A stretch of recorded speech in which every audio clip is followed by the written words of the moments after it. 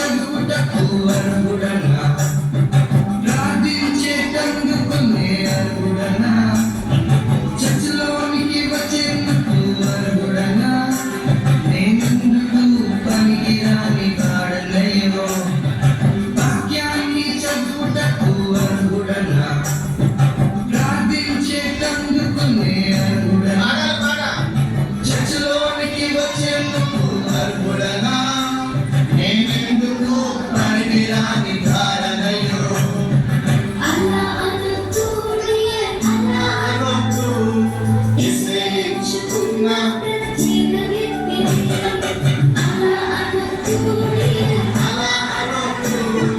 నిశ్చయించుకున్న ప్రత్యేక వ్యక్తిని.